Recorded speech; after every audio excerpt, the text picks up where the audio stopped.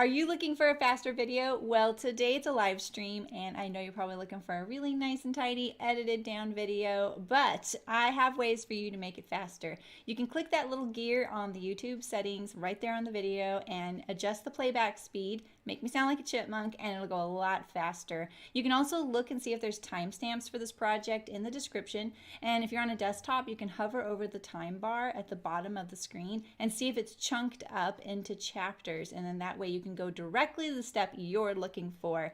And lastly, you can also tap on the screen on the right hand side of the video picture or on the left hand side to make the video jump ahead, forward or backward if you're on a mobile device. And you can adjust that amount in your settings so you can have complete control over how much it jumps.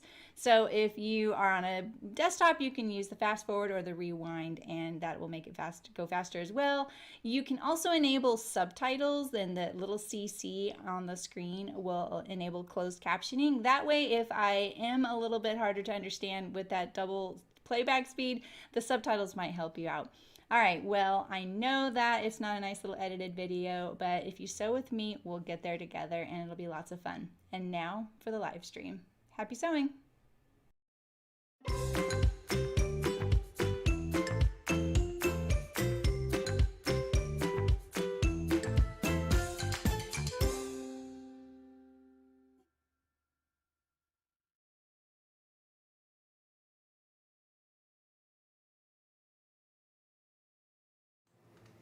Hey, how's it going? All right, I forgot to turn the microphone on till the last second, so let me know if everything sounds and looks okay. Hi, Dar. Hey, Sydney. Hey, Susu. Hey, Barbara. Exactly, Barbara. I know. Sorry, I'm sneezing. I've been sneezing, so. Yeah, it's been hot. Hotter in Oregon, which is really strange. And hot here for sure. Like every morning I'm like, oh, it smells so good out here. I just want to hang out here. And then I walk out to go to my office up here and I'm like, oh, it's already 100 degrees. So, oh, thanks for telling me, you guys. All right, cool. It's a little bright. It's a little bright. I might turn it down a little bit once we get the fabric on the table. All right, so, sorry I had to take last week off, but my dog is doing much, much better. Yesterday, he actually ate his whole breakfast and then some. First full meal he's eaten. He's doing his spins to get food, so he's doing really good. He's starting to come back to himself, so yeah, anyway, I just need to be flexible last week, but I was able to do Friday sews, and if you saw that I did the experimental video on a sewing ASMR, and I made this crazy top right here, which it's kind of crazy for me. This is something I would have worn like 20 years ago, but I like it. It's okay. Anyway, so we're kicking off our menswear sewing for the whole month, and I happen to be doing 3 patterns by Wardrobe by Me and 1 by Love Notions. I've never sewn patterns by either company, so this is gonna be awesome for me too. So hi Martina. Aw, thanks. It's really comfortable, and I will say that size-wise, if any of you have this book, The Act of Sewing, and you use the top pattern, the only modification I did as far as changing the way it fits is I brought in this neckline right here, about 1.5 inches on each side, quite a bit.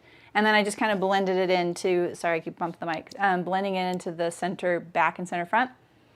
Just so that I make sure that it didn't slip, because it was kind of doing this whole thing where it was like tilting off of me. So, hi Lynn, welcome. Yeah, good, Sydney. It's 66.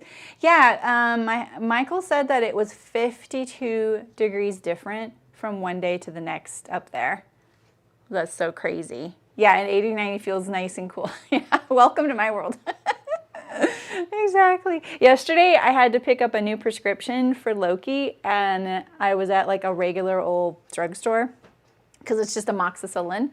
And I wanted so bad to get ice cream because it's this ice cream, I don't know if you guys grew up with Thrifty thrifty drugstores and they had ice cream inside. It's not called that anymore. It's called Rite Aid.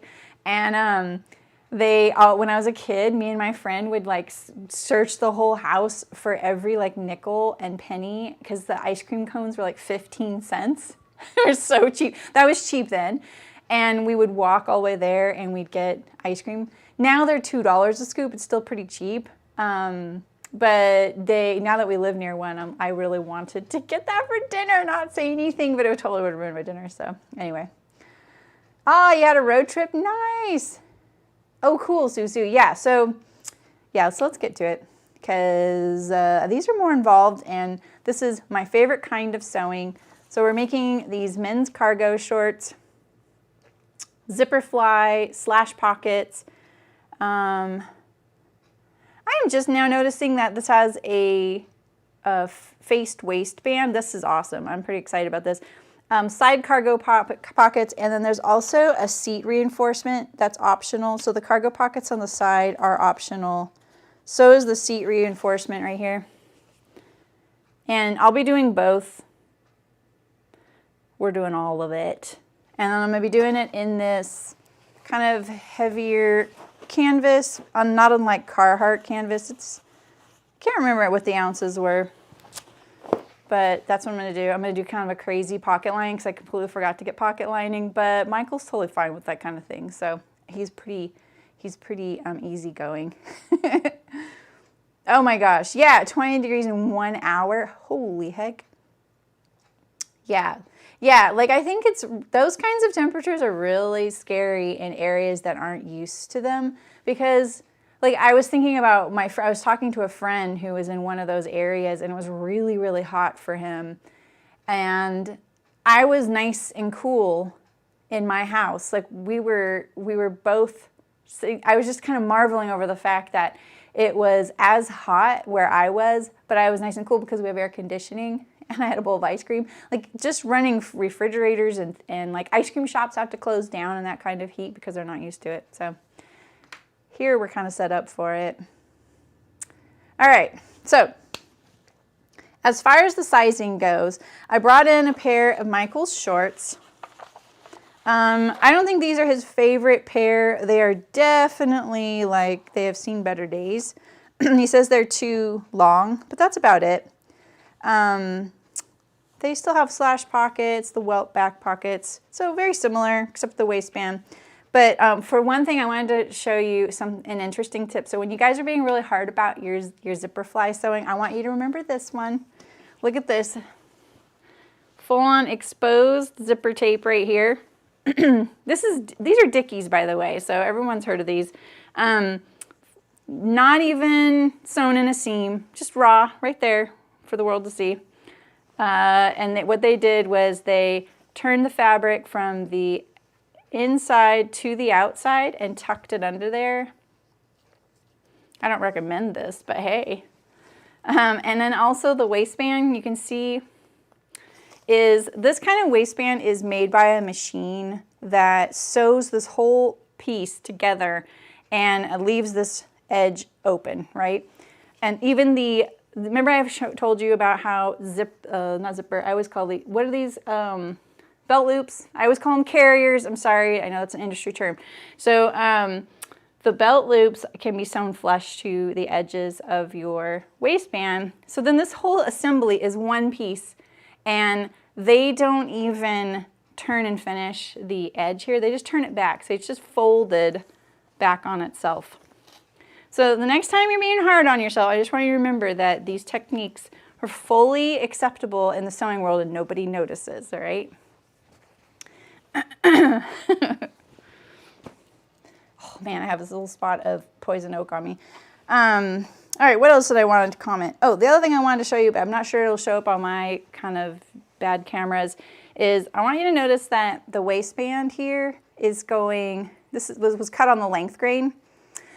So were the belt loops, but if you notice the stitching, look at how different the stitches look when it's sewn on going across the cross grain and with the length grain. The stitches look really different in there.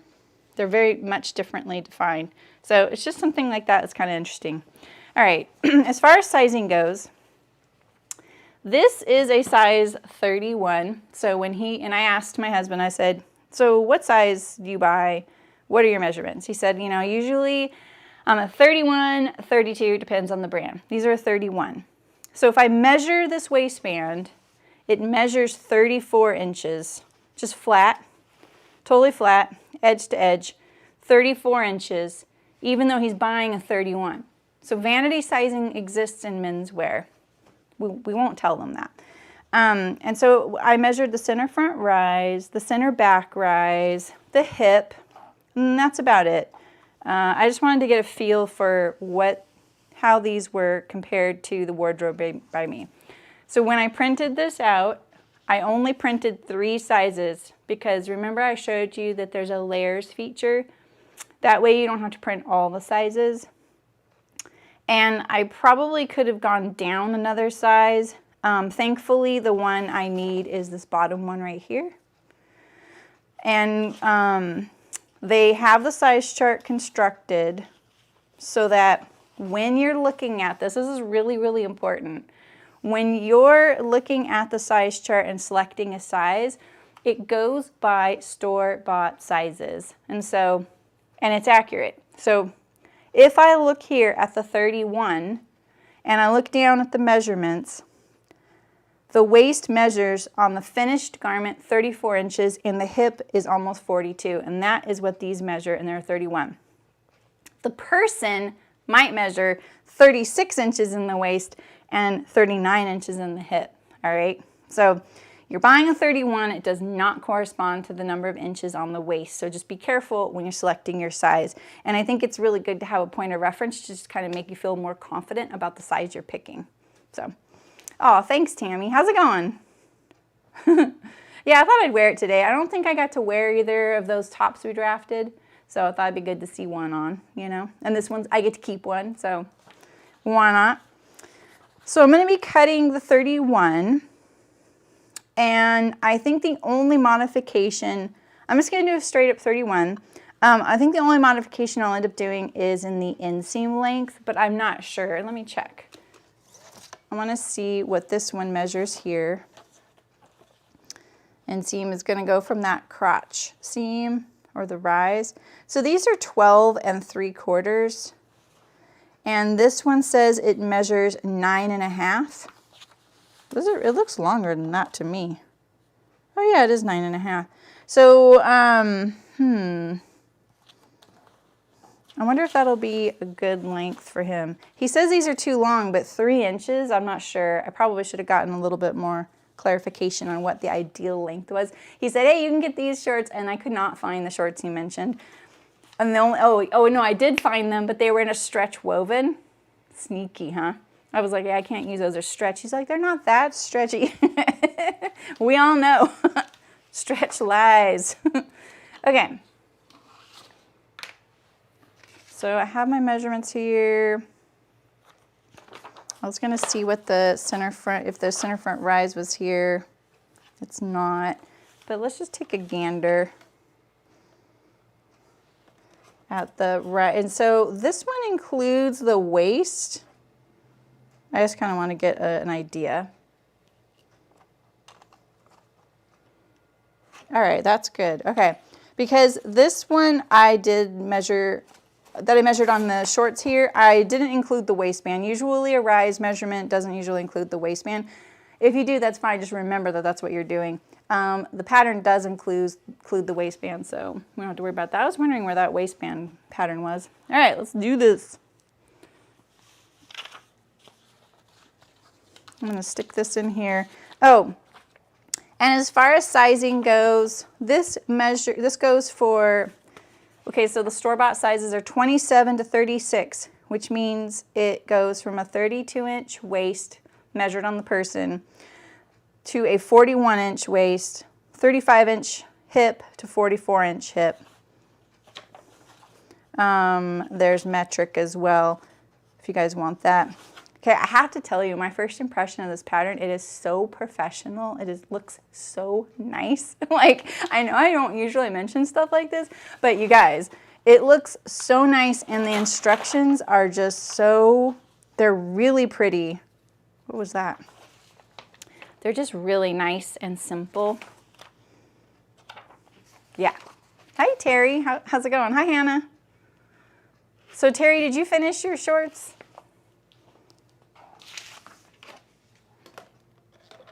Oh, I hope I don't need a new blade. I'm feeling allergy-ish right now. All right, so I got my fabric all washed. Ooh, that color looks really terrible. Look at the difference between the cameras. It looks so much better in person. Let's adjust the lighting a little bit. I keep getting notifications because it's fire season and I keep looking at my phone. Sorry. Let's see here. I'm just going to tone down the brightness down a little bit. I'm going to bring up the saturation just a tiny bit. Will that change that? Just makes my hands look red.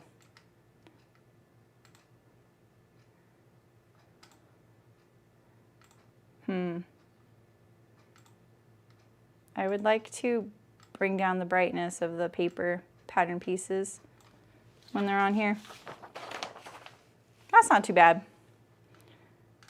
I hope this fabric doesn't look like doo-doo on my other camera too. Oh, you did, Terry. Okay, see now. Hi, Libby. I know, right? Hi, Betsy. Hi, Malin. Oh, they did? That was them that did that? Oh, you're right. You're right. They have a free pattern right now. Women's, right, Malin? Yeah, so my husband says those shorts that I was using for reference are too long, and they're 3 inches longer than this. But I'm wondering, like, how much long? Maybe I'll add an inch or 2 inches, and then we can always shorten them, right? Ooh, I just can't stand what the color looks like. I hope it looks better on your guys' screen. So when we went shopping for fabric, well, I went shopping for fabric. I just told him, hey, I'm going to make you all these things. Are you interested? He's absolutely interested, and he's really good about just picking out his own fabric and stuff. So he came into the store and picked out all of his fabrics. And this was the one that he picked out. I really want to go like this right here with this piece. And this place, this is Millen Fabric Store in outside of Portland. And they cut on the grain, which is so nice. It looks like chocolate brown. You know, it looks like it looks like in real life like chocolate, but on the screen that looks like dark chocolate. Oh yeah, I'm lengthening. I'm lengthening. All right, so let's make ourselves a little reminder because we know that I might forget. Thanks for the reminder, Terry. All right, let's make sure. So yeah, Libby, what I wanted to say about that was I think that you should definitely take measurements, and I don't know if you heard what I said earlier about the fact that, wait, was this 8 3/4? Let's put that at 9. Oh yeah, okay. Oh, I just moved it. This, I'm just gonna look at the cross grain, honestly. So this one, I'm gonna be cutting out the size 31, and my husband said, oh, I usually wear a 31 or a 32, and this pattern is designed for you to reference store-bought sizes. But we already do that with our women's wear, and you and I both know that we never take that as, set in stone that you should do your measurements, right? And I think, and I think that what I did was I just used a pair of his shorts and kind of referenced it, and it's accurate. So the pair of shorts that I measured are size 31s. They measure 34 inch in the waist and 42 in the hip. This 31 measures 34 inches in the waist and I think 41 3/4 in the hip. So smaller is better for him anyway. While you're down there, I was planning to go on Saturday and we went home today. They are closed on, I know, they are closed. Hi, Patty. They are closed on Sundays. Thanks for the reminder of that because I'm going to be going down there.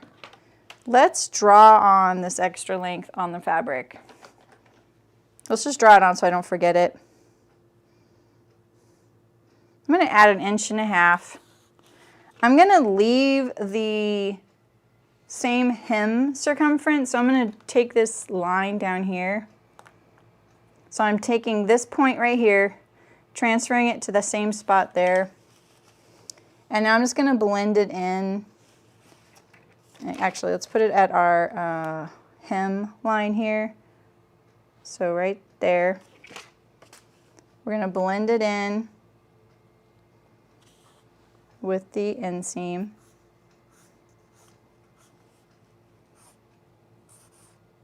Like that. Now I'm going to do the same here.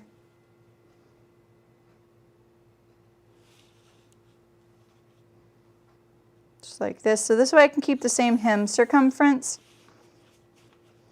And then I'm going to make this little flare. If you guys want a tutorial on this, I've given several, so I just thought I wouldn't bore you with that, but I'll give you one that's a little nicer than what I'm doing right now. So I'm just putting that flare back in. There we go. So now we have our length. And we'll do this to make sure I don't just cut it off. Hi, Carrie. How's it going? All right, we'll just cut it first, in fact.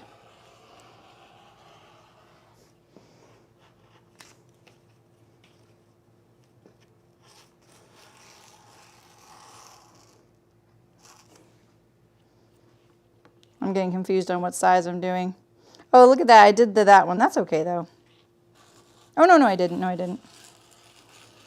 Trust. I gotta trust myself.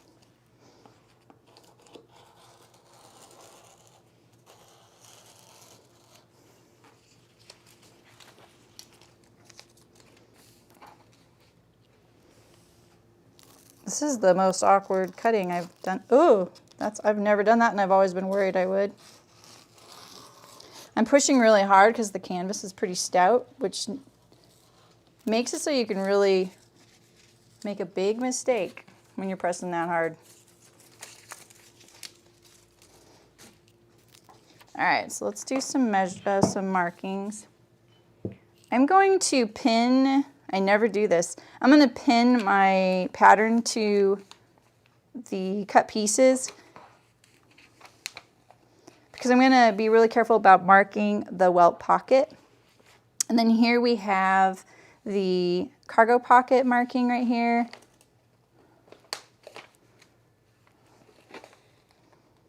Do that.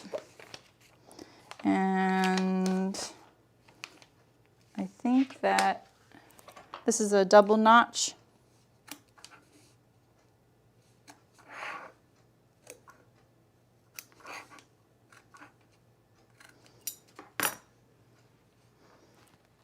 I don't really have any pins on this pin cushion.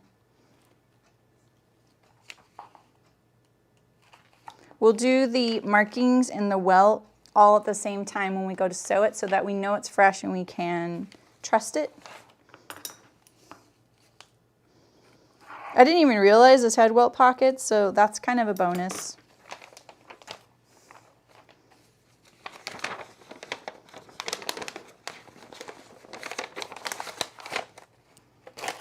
Get rid of this pin here.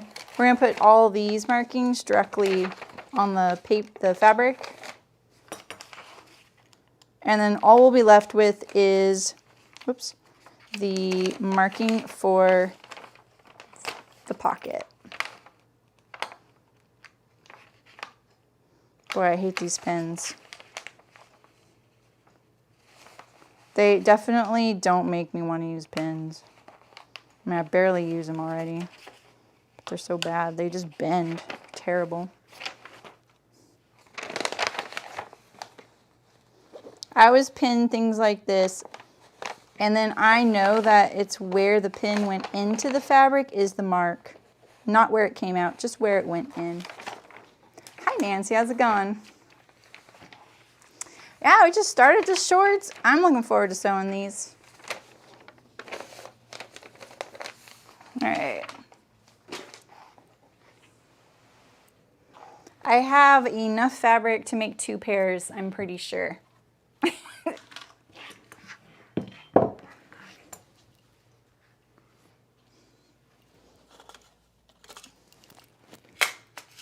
How are you, Nancy? How's your arm? Oh, how did you used to do it, Martina? I don't feel like my way is very fancy. It's just, it's very logical for me, you know?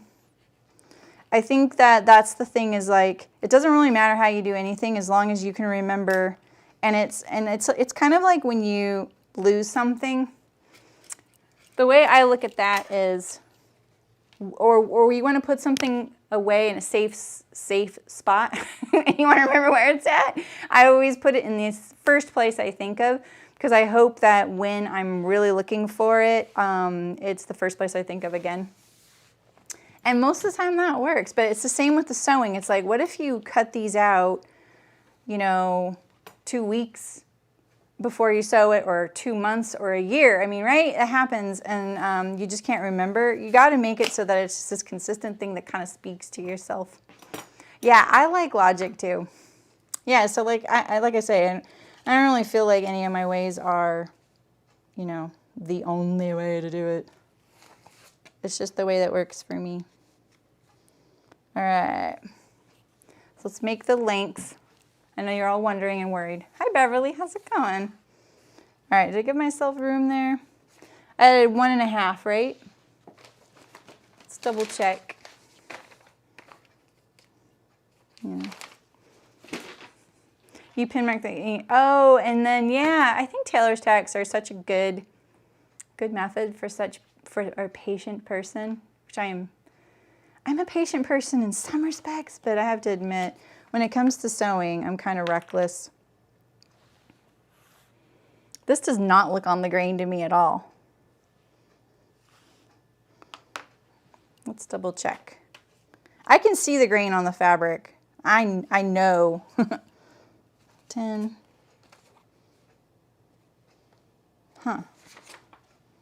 Why does that not look on the grain? Like this is the grain right here. This is some wrinkles. This is the grain line, right? Yeah, yeah. It's perpendicular, yeah.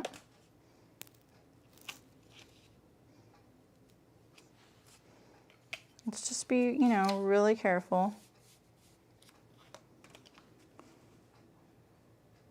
So 9 3/4. 9 3/4. Fine. Fine. All right, same thing. So we're going to transfer this final hem amount right here. So it's going to be there.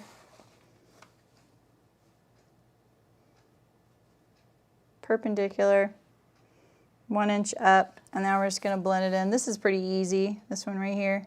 Doesn't even have a hem shape. Does it? It might have a little bit of one.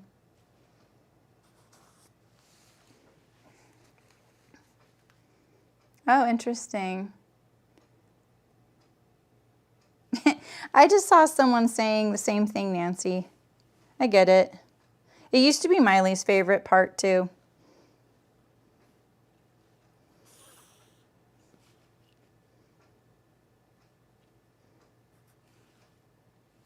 I'm also going to write a note on my pattern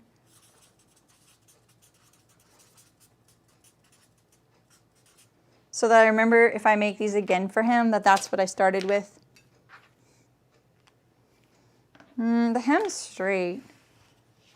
I feel like, you know, I could probably fuss with the fabric a little bit. Ooh. Let's move it.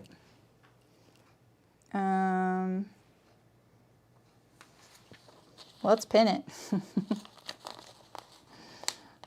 Let me make sure. Did I make it on there? Oh, I did make it on there. Okay, maybe I won't worry about it so much.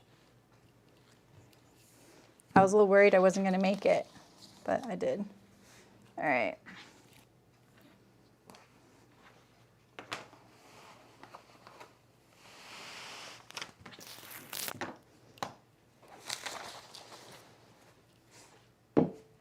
Let's get this closer to me.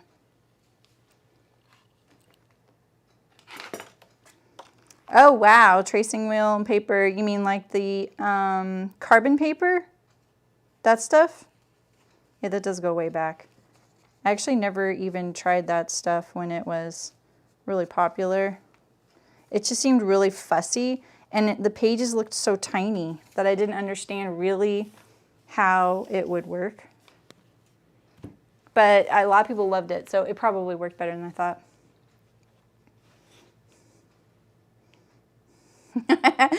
True, Nancy. I think for me, the cutting has become part of the creative process. And I think it's just more, when you get more confident with sizing and pattern changes or designing, it's your opportunity to kind of add in the design elements that you'd like to see. And I think that that's what makes it the fun part for me. I don't want to raise up my weights quite yet, but that's what I would do right there to get that right angle.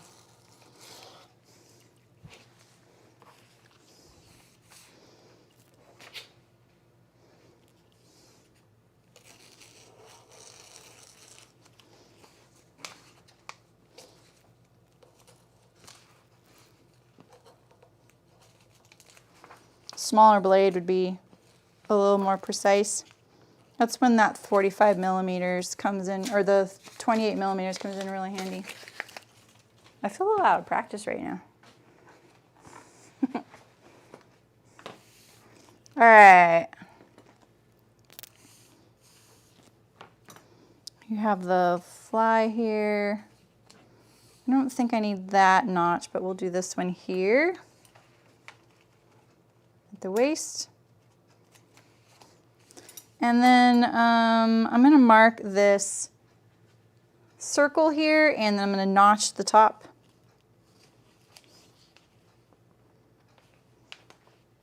I was taught this style of marking.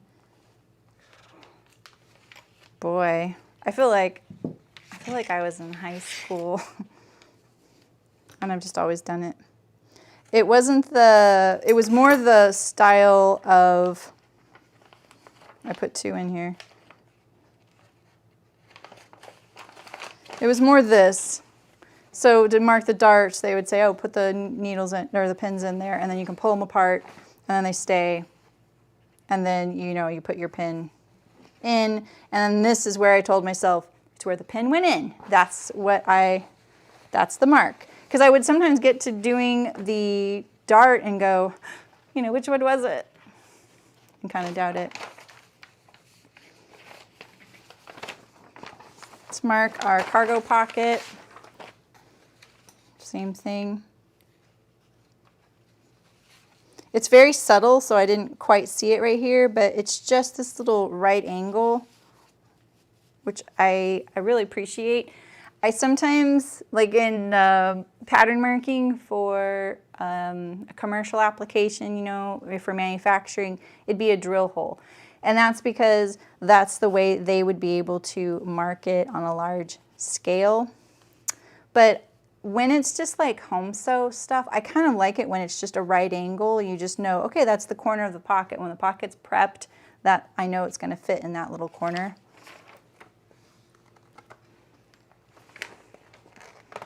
Yeah, right, Nancy? I mean, I've been sewing.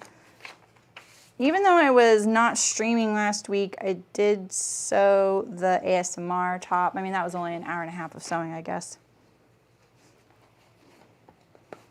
But, I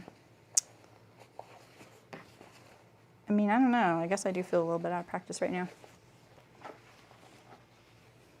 The grain is really important, Carrie. I'm with you on that. I don't really need this piece, but we'll just leave it there for now. All right, so now we have all the little tiny things. Well, they're not tiny, but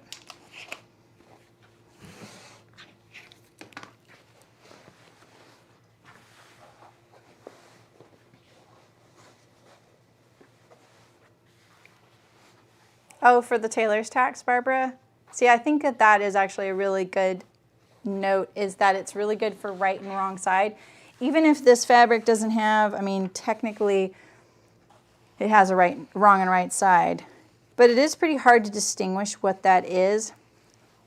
Marking on it so that you're consistent and you don't accidentally have, you know, sewing a pocket and having two lefts or two rights. Am I right? All right, so we have pocket linings, and at first I was a little confused. It says front pocket bag small, big pocket, and the other one says big pocket bag. Now, I thought initially that this meant that you had two pocket size options, but I think what this refers to is that this pattern piece is smaller than this one because it's the top pocket. So essentially in pattern terms, this is the top pocket with the slash, the pocket opening, and this is the under pocket, the one that your palm of your hand will touch when your hand's inside your pocket. So it goes like this. And so these do sew together. They are not different. It's not a different size pocket. So just so you know, that is under pocket and top pocket. Cut those in lining. We have the fly extension. We have a back pocket facing. These are cargo flap. Let's just put the like things together. These are the pocket openings. So you have your regular fabric's going to go on top. So the palm of your hand right here, right? So you see correct fabric showing on the pocket right here. This little piece here. And then this is the facing to the top pocket right here, like that. Okay, these are lining. These are outer fabric or self. This is the seat fly. This is also the pocket, side pocket. This is the waist facing, and it is self as well. And then the belt loops. And then this right here is your back pocket lining, and then we have the fly. I just left this piece here so I wouldn't lose it. So it goes there. I think the one thing I don't see is a welt for the back pocket. So it's probably a pattern piece you cut out. Let's look. Sometimes welt pockets like this will be in self fabric, and then you do this tricky bit of folding and it becomes a self, it's called a self welt. All right.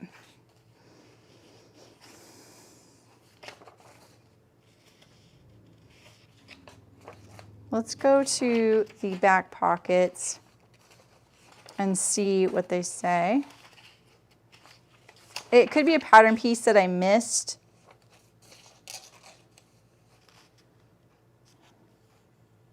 Oh, so there's a back pocket facing. Oh, that's what this is. Never mind, I'm wrong. This right here is it. It doesn't go to the cargo pocket. I think I just saw cargo shorts and back pocket facing, and I thought that that went to that. So there we go. Mystery solved. All right, this is lining as well.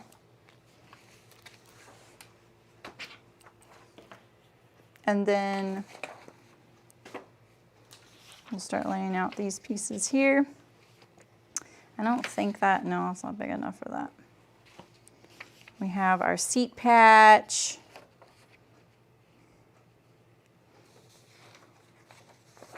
We can put those on there and that on there.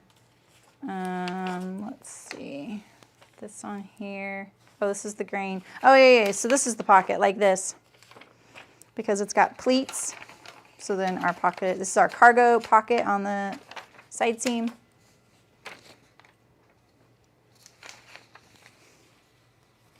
These are kind of weird pieces, so maybe we can fit them here. And then we have our belt loops, which I would honestly like to get into this piece that's down, hanging down here. That. These are all lining. This is cut to, so there's a center back seam on your waist facing. Self-well. Hi, Hannah. The seat piece is, these are like a cargo short, so they have like a butt, a reinforced butt area. It's optional, you don't have to do it. You also don't have to do the side cargo pockets. There you go. It's for all the tractor riding he's gonna do. Let's see. Let me fuss with this a little bit.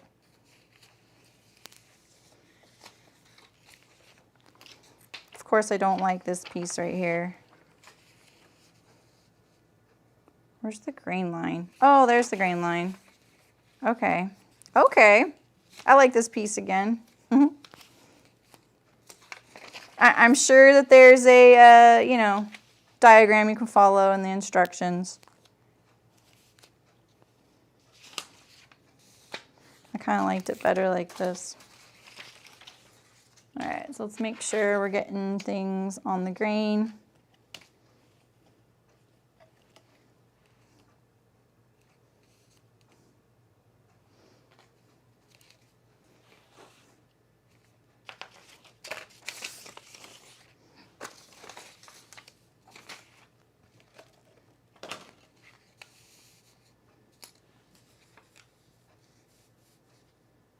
That's cool, Terry. Yeah, I didn't think he'd like it either, but he was down for it. I was like, nice. I'm down for anything like that involves top stitching, you know. This isn't a very long grain line, so it's kind of hard to make sure.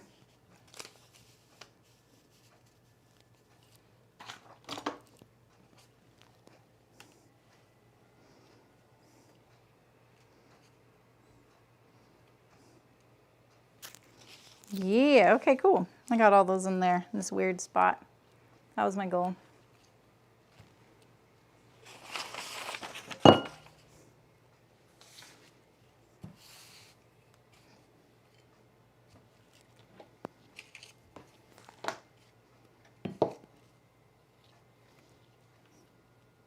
There we go. That's already on. All right. Oh, I probably only need one of these, the belt loops.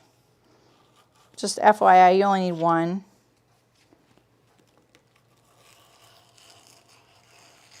I did have trouble taping this pattern together. I've never taped a pattern like this together before, where you don't cut the corners off. There's no cut trimming, which is really nice. I know a lot of people are a really big fan of that. But I had trouble, and it's probably my printer, getting it to line up very well. And I found that the width of the line, this is an example, but like this, you see this line right here. Wait, no, that's not it either. Where is a good one? You can see this line right here. That is the boundary on the paper. So two sides will have that. And I found that if I left that line exposed, the pattern piece is lined up a little better. Just a note, if you find that, you're not alone. Maybe I'm alone, I don't know. All right, so let's put all these. Oh, I don't know why I don't need these notches. This is belt loops. Those are just guides to where you're gonna cut them. I'm going to keep this pattern piece with it because often I'll see these pieces and just throw them away. You guys have seen me do it.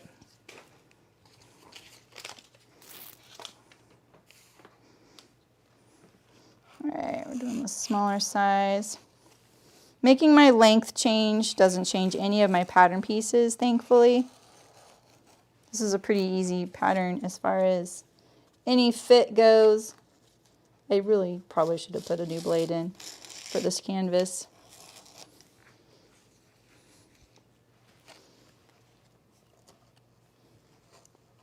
If I have to press this hard, it just gets a little dicey. It's still got a lot of oomph in it, but the canvas kind of works against you. All right, so C-patches aren't necessarily hard to sew on because you don't really need to get this to fit into a seam, right? You're just setting it on there, turning under the edge and top stitching it down. But I would definitely make sure that you get this cut out pretty nicely, because if you made it any bigger or smaller, I don't know, it probably won't give you any trouble on something like this, but those curves, you know, something to think about.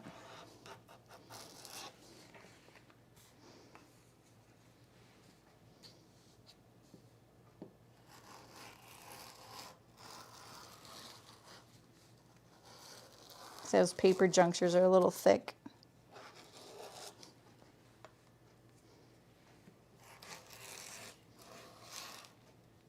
Okay, this line. I moved on to the other line. I was like, wait a minute.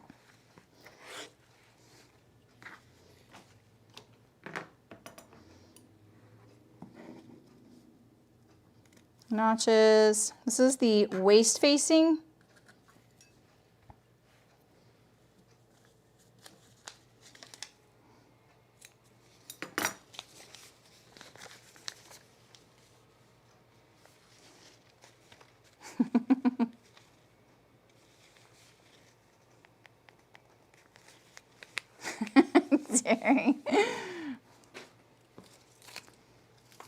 You know, when they have a custom sewist in the house, they suddenly have lots of opinions.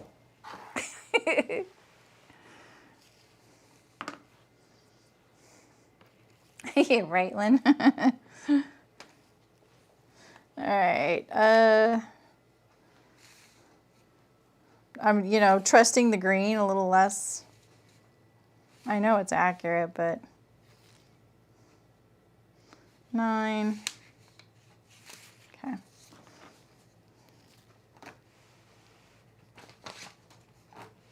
Gets a little closer to me.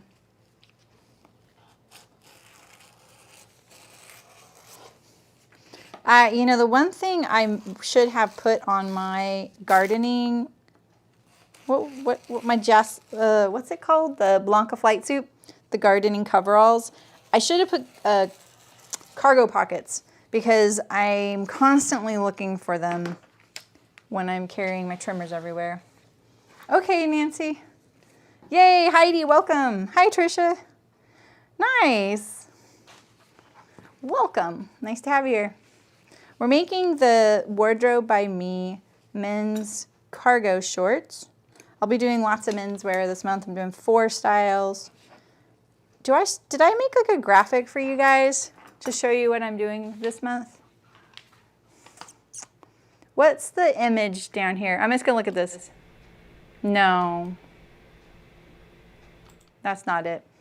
I thought I had made an image. So I'm making the men's cargo shorts, the chino pants next week. I'm taking a week off because we're moving Cricket. And then I'm come back and I'm making a waterproof utility jacket. Those 3 patterns are Wardrobe by Me patterns. I've never made their patterns before, but there's not a lot of menswear options out there, and those are pretty cool. So I thought we'd give them a shot. And then the last week of menswear for July, I'll be doing the Love Notions, right? North Star pullover.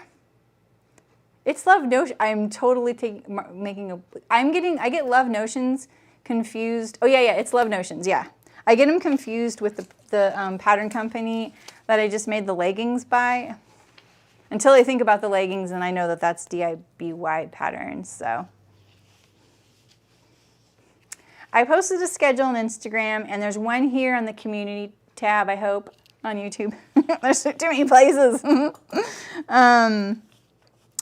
Yeah, so you're welcome to follow along. All right, so we're gonna mark the pleats here.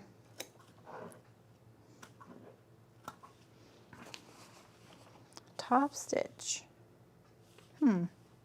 Maybe that's the hem of the pocket. Oh, because you go through the pleats, I bet. Oh. So far, these patterns look so nice and professional. I'm pretty really like the way they look.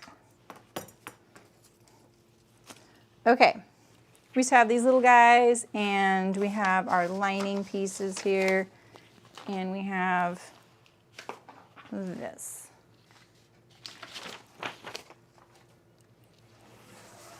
Constant battle for table space on this new setup. Yeah, and then I'll post a schedule each week. I'm posting less and less on Instagram. They end up just being like these graphics of schedules. Sorry. That's the one gift I'm giving myself, is that the more and more we get here. Wait, this is the grain line right here. The more and more, you know, like traction we get here on YouTube, I'm using Instagram less and less. Could I get this one here or this one here? Maybe this one on this piece here. This is the grain line. Wait. This is the grain line.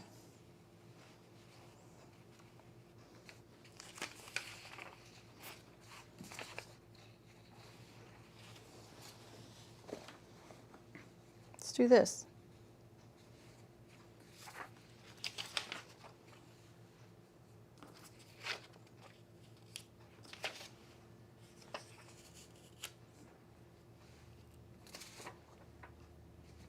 I always have to try, you know. So now the best use of this fabric right here, honestly, would probably be, actually the best use would be use the biggest piece you can here. It's so weird how you can't, you know, it's like angles are so weird. We'll go like that. I only need one of these. There we go. There we go. So the best use of fabric, so say I need 4 of this right here, and I need 4 of this one here. So if you wanted the biggest piece possible, what you could do is just open up your pattern or your fabric up and just cut these, you know, so that you have the biggest continuous piece left, you know. Let's cut these first.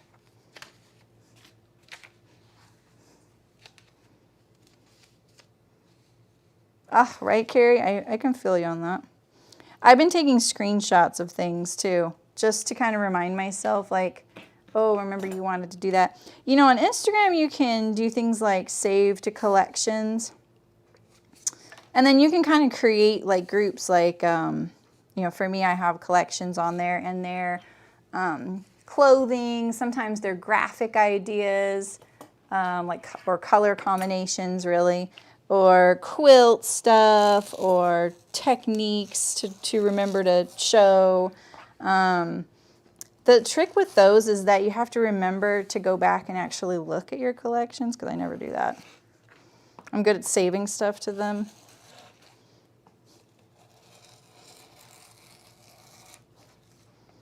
Okay, I got 2, and then we need interfacing pile now.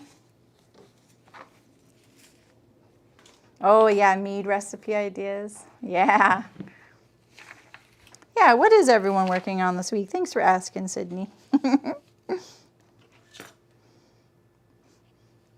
Okay, let's see here.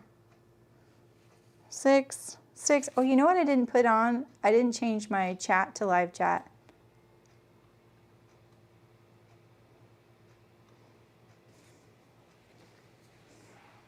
You have a chatty document in Notion with ideas and to-do lists to change. You got playlists. Yeah, so the thing I just did, if you're on a desktop, is you can change at the top of the chat window to live chat rather than top chat, and you'll see more. I don't know why, but they will edit out some of the messages, and I'm not sure why. So, all right, so we need to do this.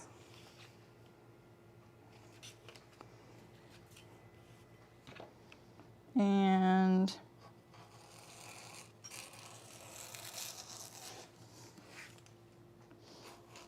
all right, so I know it's still June for one more day, but you guys, August is coming and it's my 3-year anniversary. We'll probably hit 10,000 subscribers in August. And I want to know, like, do you guys want to do anything special that month? Or, yeah, I just want to get your thoughts on it.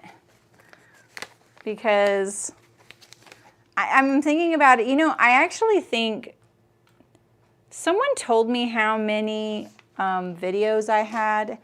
And I was like, wow, really? And so I thought that was true, and I actually have less than that.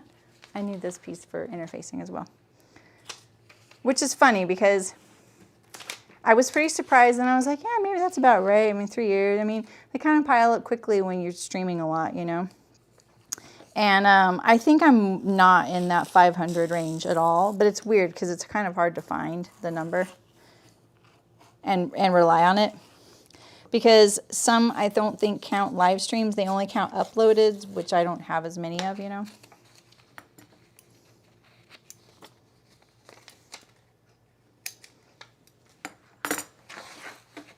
Separate. I'm always separating out my paper from my fabric scraps. Do all our flies pieces here.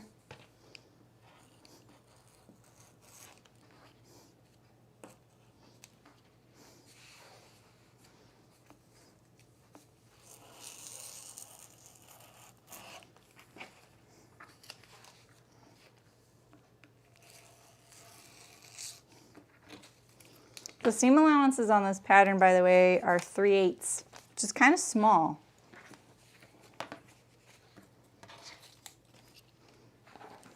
All right, so we need 4 each of these. This is my grain line. So I want the biggest possible piece. We're just gonna layer this going this way. Do I like Rhino Matte? It's fine. I will say that they've changed it. So I used to have another one, and I kind of have a bad experience. And what it was that grid that you can see, that's actually an underlayment. It's underneath this mat. And they used to print it directly onto the mat. Well, the thing is, as a pattern drafter, you're using tape all the time, just regular old Scotch tape. And if I put a piece of tape on there, it would remove all of the ink, like all of it. There'd be like maybe some tiny flecks, you could see where it was. And when you're doing it at the end of the table, like you put a couple pieces of tape and then you do it, this is like a common thing. I was losing all the ruler, like within the first day of using it. And so I emailed them and they were pretty reluctant to change it. And it wasn't Rhino Matte that was being that way, it was the people I bought it from. That being said, they may have changed this underlayment for that reason, or maybe they still make them that way. I don't know. I don't think most people are doing that, which is kind of crazy to me, but I guess maybe that's just the case. People aren't taping to their table. So if you're not doing that, it's no big deal. The other good thing is that the company I got this from makes custom sizes, and so this one was cut to this table, and I love that because I have a lot of these mats, not Rhino mats in particular, but I have this plastic. I have probably 5 of these sheets at home that have been used so many times I just buy a new one. Remember, I've been doing this for a really long time. I don't really want to throw them into a landfill, so I just keep them, and then like when a new sewist comes into my life or someone who wants like a protective mat, I'm like, hey, I have these sheets of plastic if you want, and so I give them away because they're like 80 bucks. I get like 10 years or 5-7 years of work out of them. That's good. Then I retire them. See, that's what, Martina, that's the number I get too. I get 368. So I think the mat's great. Is it like an Olfa mat in that there's like no marks at all when you use a rotary mat? No. There is some texture. You can, if you look close, you can even see all my ink. That's fine. I write on everything. I don't hold any of this stuff precious. So there's a lot of ink on my table and it's pretty rough. If I were to cut something like a really fine fabric, like a really lightweight silk or something, I might not do it on this mat. And that's because it would get snagged and stuck on here, but you don't ever see me do fancy clothes or fabrics. And nothing has gotten snagged on there so far, you know. Oh, what PJs? Reynolds. Oh, you're doing them Reynolds? Oh, Agnes PJs. I haven't heard of those. Oh, you got the Glenelly one? Nice. That's pretty cute top. Came out the other day. I didn't even see that. See, Martina, that's the number I get to. All right, so we need four of these. 4 and 4, so we can get 2 there. And then,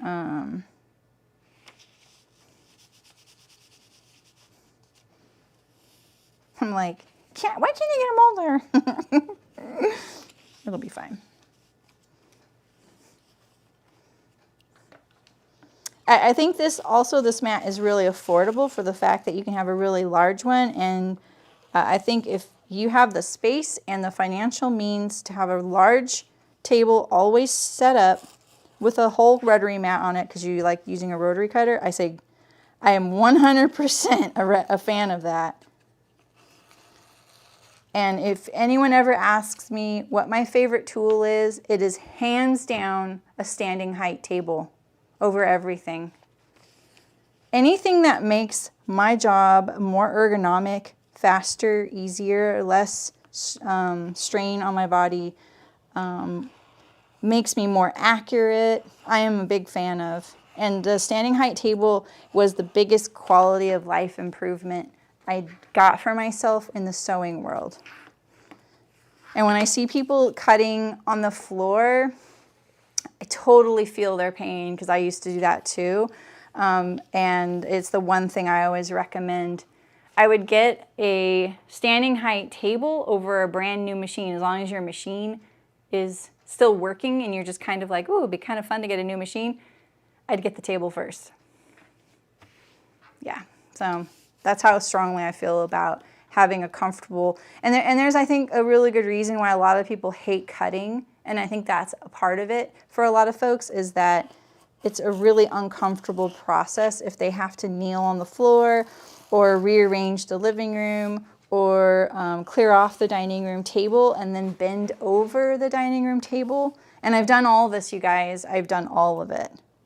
So I get it, and that's why I say, and I know it's like not a very sexy response. What's your favorite tool? My table. I think people expect me to say my sewing machine. Yeah, and don't have the space, exactly. I have seen some really cool spaces where they're multifunctional, but again, it takes a financial investment to be able to make something like that, you know, or folding tables. So, yeah, right? Exactly. I mean, I don't even have a sewing machine at home right now, which is fine. If I did, I'd be sewing all the time. But that's why I play video games. I gotta keep busy. I have a cabinet. I mean, I just get it. I totally get it. All right, so interfacing. I don't think these get interfacing. Let's see. I think the waist piece gets interfacing. None of these. All right.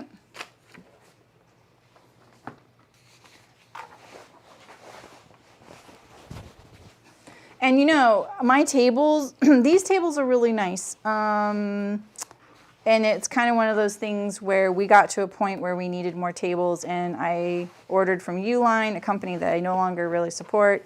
But these two, I got the maple top tables, and they have ugly metal bases, but they looked beautiful in our studio because it was nice to have a maple top table to work on rather than particle board, because particle board sags over time and you can't get a stitch of moisture on it because it will swell. But my tables that I've used for decades are literally metal, ugly metal shelving with subfloor on top. Like you get these 4x8 sheets at the hardware store. They will cut it down for you, so you can use your shelves to make your table as big or small as you want. The metal shelves are 4 feet wide by, I think, 18 inches deep, the ones behind me. And you get the kind that, that you can make stacking like that, or 2 halves, and that's what I use as my table. It's a very affordable way to get a very large table. Yeah, right, Lynn? Yeah, I mean, and the thing is, kitchen tables can be really big, so they are really appealing. You can get risers. If you don't need the table for another reason, you can get what's called risers to raise up a lot of tables to a height that works for you. And some folks don't need it to be raised up to a height because they are the right height for it. Okay. So I'm going to use this fabric for the pocket lining. I got this kooky fabric a really long time ago. I cut it into a dress, which was the worst idea ever. I have now been using the fabric from the sewn dress. Look at this. For different projects. It's the weirdest fabric and I love it. So I'm going to use, I think, part of this right here. All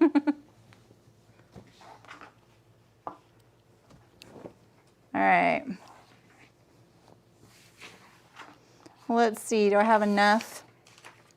I don't know if I have enough because I forgot about the back pocket. So I need 2 each of these. I don't really want the space in there. I think that might be stretching the limits of what he'd be interested in.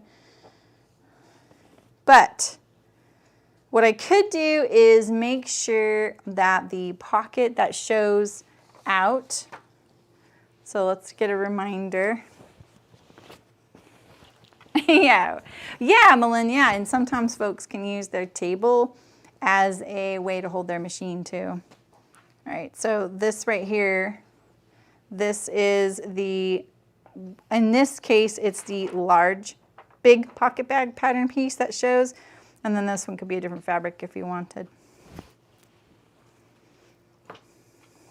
But let's see, I don't know, this might be, he wouldn't mind the flowers, but I think the faces are they're a little weird to me, so. I can get one of those there, and then probably another one here.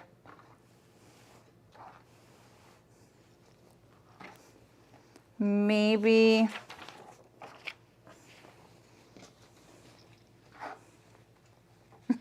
oh yeah, Melon, an IKEA sewing room. That's awesome though.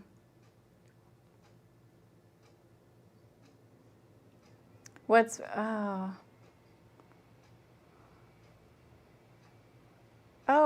wait, what's peppermint? Oh yeah, so the Reynolds is very similar to that peppermint wide strap. But the Reynolds has a back seam, correct? Which I like. I like the shaping in that. This fabric. Okay, so if I do this, wait, if I do it here, if I do it right here, there's a bust dart right there, by the way. So maybe not. If I do like maybe that right there, and then I can do a facing right there. So there's 1 and 1. And then 1 and 2. And then I need something for the back pocket. Or maybe what I do is do both of these up here.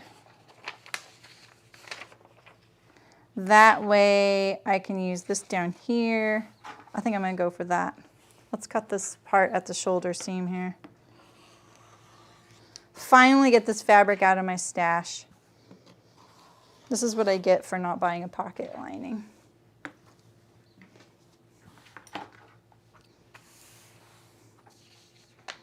At least I know also that it is washed. I'm going to try and put the face right here because I have a facing to cover that.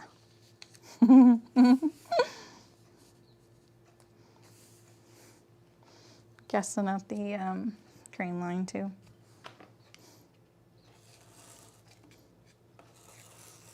I have so much fabric right now. It's kind of crazy. But I just saw that designer Juicy Juice. He posted a picture of he cleaned his sewing room. And I have to say, like, I don't really like having a large fabric stash. But I was pretty envious of that fabric closet he has. It's like a little miniature fabric store. And it's got all the basics in there. And I was like, that's what I want. That's what I want. I just want a room with a bunch of basics. For pocket linings and facings and trims and binding. All the little things that I always forget to buy, because I do. I don't know what this is right here. What is this line right here for? Oh, maybe this is what the fly sews to. Because you notice this has a pocket stay that goes to the center front. Okay, make sure you flip it if you're doing what I'm doing and, you know, stretching the bounds of your marriage. That's basically what I'm doing right now.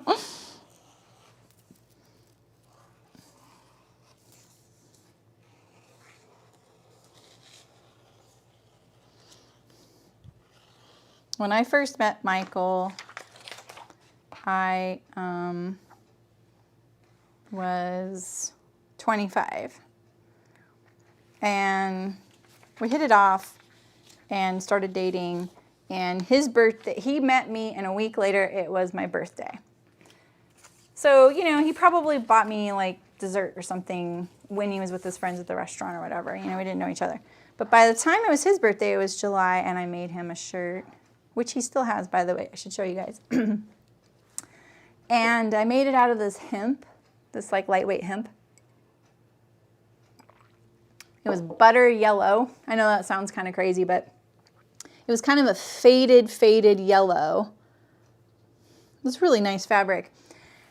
And then I had him pick out the buttons. He absolutely loved it, wore it all the time. And then I had him pick out the buttons, and he picked out these amazing flower buttons. They were so cool, and I was so excited that that's what he picked out. Okay, look, I can get both of these here. So what I'm missing now is my back pockets, and so I may just have to do something creative for those.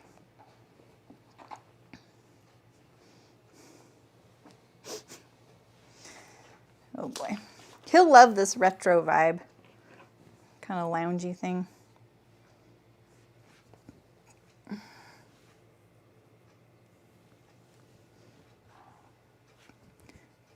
Basing the size on high bust because the finished size is generous, right? Oh, I don't know.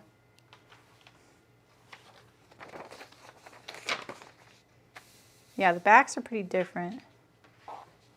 Oh, that's so smart, Terry. I love that idea.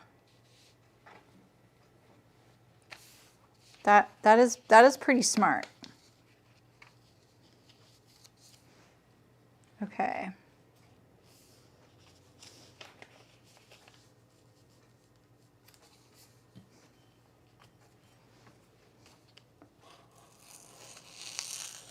I kind of, when I made this, whatever this dress was, it was a really popular pattern at the time.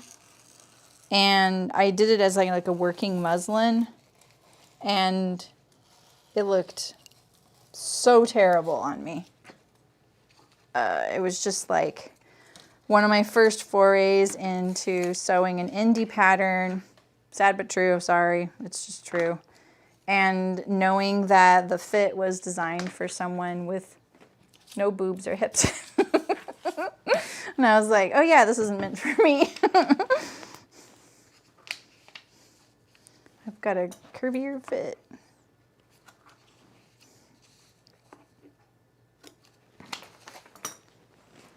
All right, so I am left with, I could do the pocket lining on the cross grain. Could I? No. And yes, but that, I don't know about that, you guys. I don't know about that. I'm gonna think about this. Oh, I could do one here too.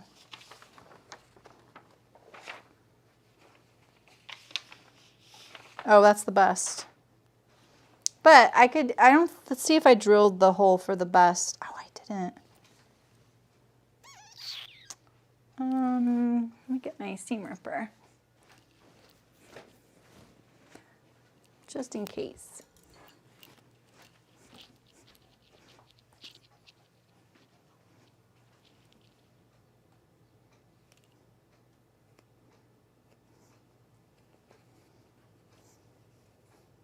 I wish I knew what pattern this was. I can't think of what it was, but I don't have it anymore.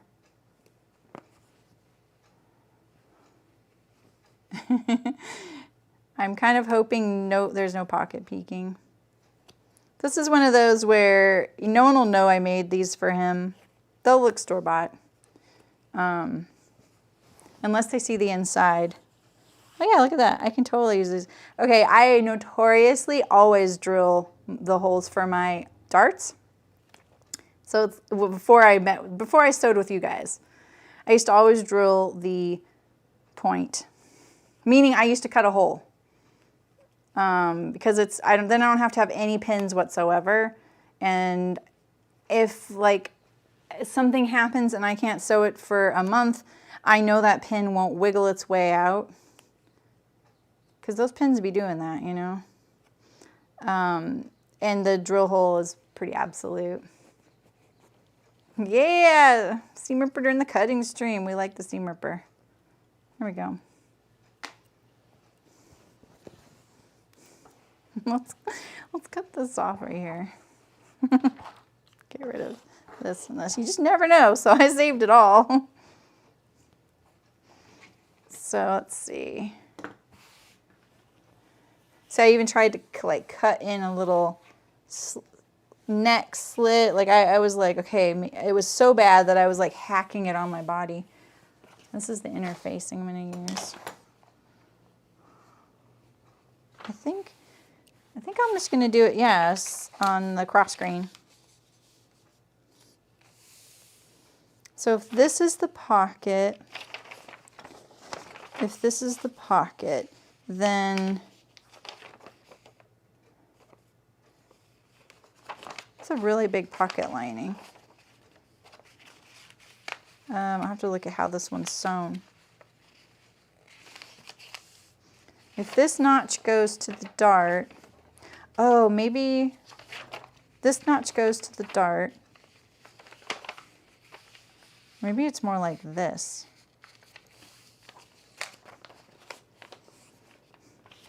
I'm trying to figure out what's going to show on the inside of the garment. I'm not sure what this goes to. I'll have to look at the directions. I'm going to assume that one side of this is going to be showing. So.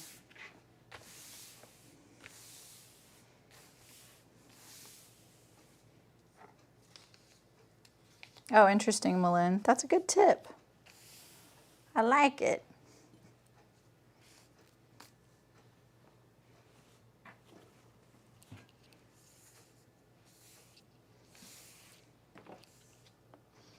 All right, here goes nothing. Maybe I can get some pocket lining fabric by tomorrow, but I doubt it.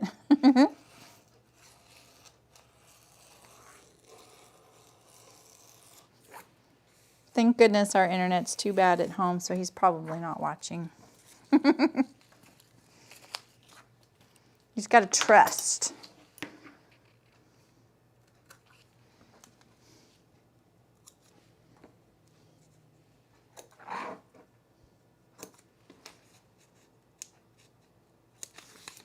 All right.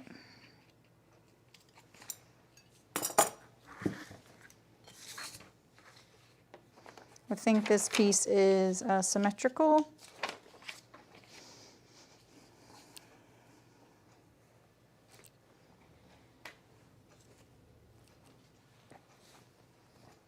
Can we get another one? Can we get another one?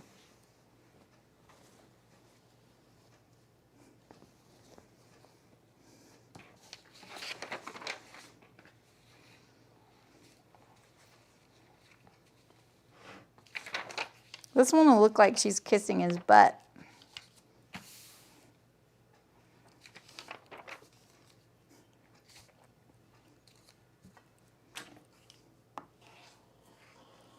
We're all in at this point.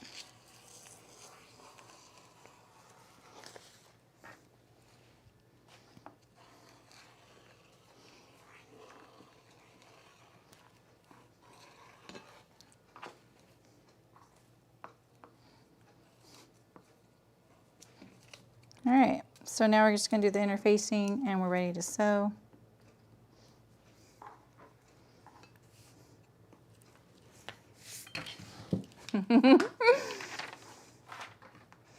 Yeah, right, Bartina? I think, you know, I could just do it so that this side shows. I think it's going to be no big deal, honestly. So what that there's, you know. All right, let's get rid of all this and do the interfacing. I'm so glad to get rid of that piece of fabric now. Right, Carrie? Exactly. All right, so I'm using a fusible woven interfacing. I don't usually use fusible interfacings, but when I do, if I have some of this woven stuff, so it's like fabric. I don't know if you can even see that on the camera. It's a little bright. It does have a fusible side, but this is like a fabric. And I've been assured that you don't have to pre-wash it, but I was a little nervous to pre-wash it anyway because of the fusible side. I don't have a ton of experience with it. I'll be honest, I just usually use fabric for interfacing. I'm kind of old school that way. That being said, I should probably cut this on the grain because of the fact that it's fabric. I do have a bigger piece. Maybe I'll use this on that.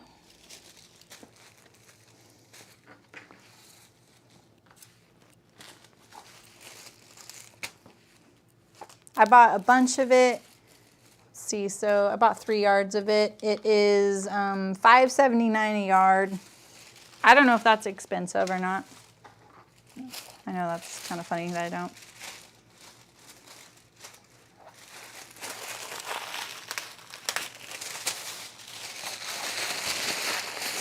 We could probably read what this says. Crisp support for collars, cuffs, yokes, pockets, facings, and other details of areas of the garment. Adds body and permanent stability.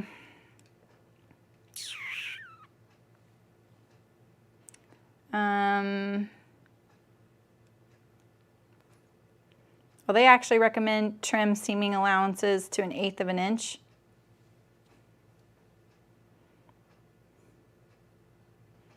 Damp press cloth. It doesn't really say that you need to pre-wash it, but you can. To pre-wash it, soak in warm water for about 10 minutes. Gently squeeze out the excess water and line dry. Do not put in a washing machine or dryer to pre-shrink, as that may dislodge the fusible. So, hi Feeling Crafty. Welcome. Hello from California. A very hot California. Actually only 87 degrees here, Fahrenheit. It's a few people's first time in the live stream today. If you're new to live streams, I can give you guys tips too. I know they're not the usual thing for lots of folks. All right. I think I'm just gonna cut this piece off here and fold it in half.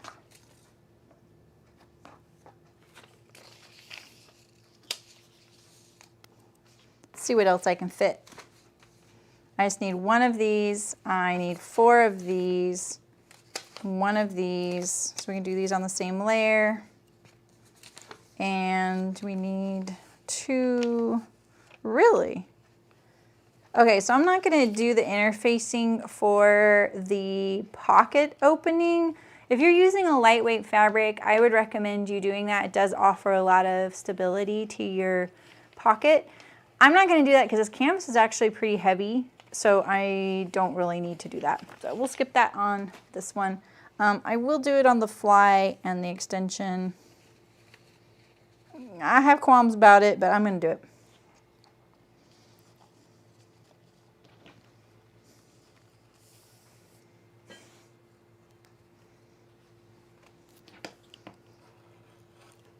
And if you're just joining us, we're making the men's cargo shorts by Wardrobe by Me patterns. I've actually never made any of their patterns before. They look really good.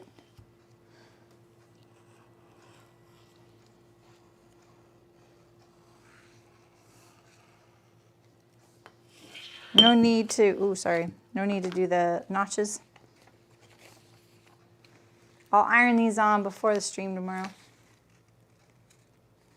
It's, yeah, the interfacing, Libby, is woven. So meaning it is 100% cotton fabric that they applied the fusible glue to on one side. I like it because it makes your garment feel more like fabric when it's fused, and it also makes it look less like cellulite when that happens, you know? Sad but true.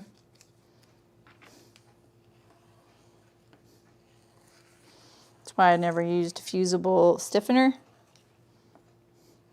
I don't know anyone who likes cellulite, but you know. To each their own.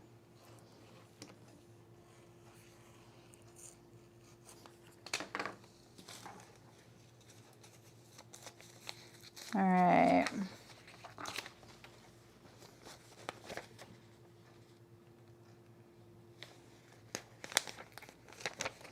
Oh, well, I feel like Betsy, might be more helpful if I was following the cutting guide, but I'll be really honest, I never do. I just don't feel like I really need to. All right, same with this back pocket facing. I'm not going to add interfacing to this because it's for the, oh, interesting. Yeah, this is for the back pockets that are the welts. These are pocket facings, not welts. So I'm not going to add interfacing because the canvas is pretty, I want to say it's like a 10 ounce. So that's stout enough. I don't really need it. So that's it. That's all my interfacing. Well, that wasn't so painful. That's my least favorite part. But yeah, I do a lot of rough stuff on the cutting part. I think I do a lot of things that are a little bit unconventional when it comes to cutting, and I don't think that they're right or wrong. I do cut out my pattern pieces and use the actual pattern pieces where a lot of folks trace them, and I think that that's really smart. I don't usually put, like if I'm lengthening the hem, I would usually add that to the pattern piece, but I didn't want to forget, and I didn't figure that out that I need to do it till this morning. So I just did it on the fabric, and I wrote on the pattern pieces, so just in case I make them again, I'll remember that I did that. So yeah. You should watch you cutting videos. You know, I'd added those kind of late after starting streaming, and they have been really interesting because I realize, like, this is why I say I really like the cutting step. I feel like it's the opportunity where I'm making lots of decisions. I'm making my size decisions, any sewing modification decisions that I can make on the cutting table, I do that then. and any style modifications. It's also the part where I start looking over the pattern pieces and going, how does this person design this to go together? What is this? What piece do I think is missing? What piece do I don't understand what it is? Maybe I need to start looking ahead in the directions at that. I don't usually read the directions as I'm sewing unless I want it to kind of closely follow them so that people can refer to it as a step-by-step. But the live stream experience is a little more organic than that. Are you going on vacation, Sydney? Oh, nice. Good for you. So, yeah. Are you having, you're doing a sewing vacation, napkins, nice. Yeah, the project off your table thing, I am there with you for that. Yeah, Betsy, I actually like that. That's how she does the sizing. I can't remember how Thread Theory does it. And I will be honest, I just made her jeans one time. The Jutland pants, those are awesome. And I don't remember how the sizing was. And then I've made the Fairfield quite a few times. And the one thing I do often on that one is I put the sleeves on inside out or on the wrong sides often, every time on that. And I think it's because I figured out why, and I'm pretty sure it's because you laid the pattern pieces face down for part of the cutting or maybe all of the cutting. And so I think that the notches are flipped. And you know, I've made a lot of button-down shirts. I've made a lot of button-down shirts. It's like the one thing I've probably made the most of, men's and women's. I don't even know how many I've made. I don't think I watch a movie when I cut those out. So I shouldn't on that one because I'm always making those under pressure for gifts. And then I'm like, wow, I put your sleeves on inside out and backwards because of the flat felling. So that's crazy, yeah. Oh, nice, Malin. I can't believe I won't have a kid at home anymore soon. Although the pug, sadly, is like a full-time job. Trust me. All right, so we're ready to go. I'm gonna sew this in 2 parts. Let's look ahead at the directions and see how they like to break up the sewing. Because in general, when I sew jeans or something like that, I will do the whole fronts, the whole backs, and then the waistband and hems on the second half. So let's see, we start off with the pockets, and this is typically what I would do. I would prep everything for these shorts, like I would do all the pockets, you know, all the little bits and bobs, and then I get it going. So they start off with the front, and then they do the seat, and they do the back pocket. So you kind of jump back and forth with the front and the back.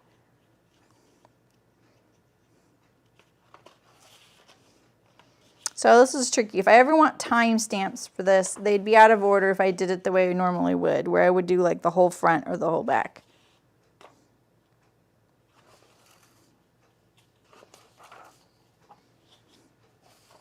So yeah. Are you, Esther? Oh, nice. Oh, the waistband didn't fit. How did I do? Did I do okay? I don't remember, but my husband does like those. He doesn't wear them very often because they're kind of big through the thigh for him and butt. He's a pretty petite guy. Oh, okay, this is how we're doing this. So where is the...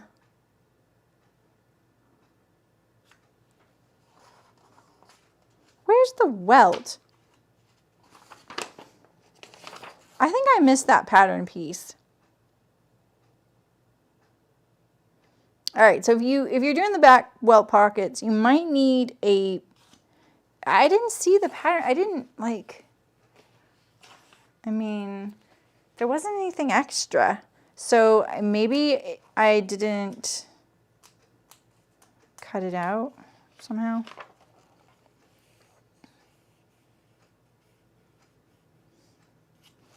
I don't see that it says cut a piece that's blah, blah, blah. For the welt, I see that it's a certain amount below the waist.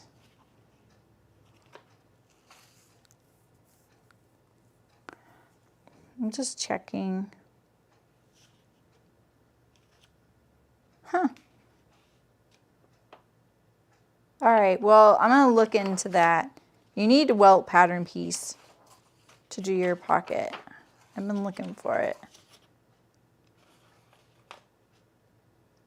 I was thinking maybe this back pocket facing was it. You do, so the facing, oh really, Beverly? Oh yeah, you got a deal. I'll do it in the order.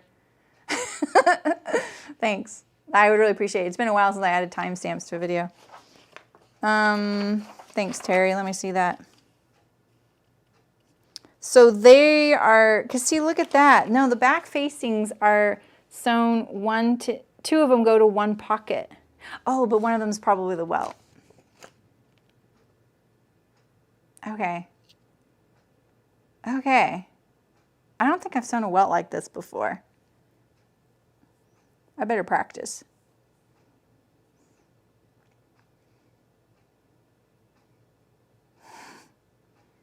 Okay. I'm not nervous at all. Oh yeah, there it is. That's what I've been looking for. Okay. Okay. All right. Okay. Oh. That's so smart, Esther. Yeah, easing may be necessary. You know, sometimes it is. You know, I find with a waistband or a waist seam, like what happens is when you have a curved, you know, like you have a curved, I just did that way too much, right? So here's the back waist right here. And then you have the front waist, which has a slightly less curve.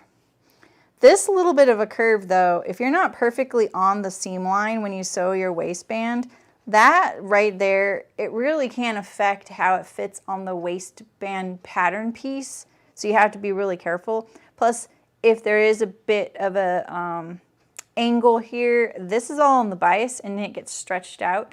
I think the stay stitching it helps, but then again, you also want to make sure you're not kind of sealing it in stone that it's going to stay that bigger size. So, yeah, right, Terry? That's what I'm thinking too. I can't process things like that when I'm live on camera either. But yeah, it's the kind where you sew it on there and then you fold it up and then you can top stitch it in. It's kind of cool. All right. Yeah, and I think if you have to ease it in, there's nothing wrong with that at all. It adds more stability to the waistband and makes it not stretch out as much. So, cool. All right, I was gonna lay out all the pattern pieces. I wish this camera would stay, but it drifts. Okay, this is one thing about the top I won't show you, but you can kind of see into my top through my armhole.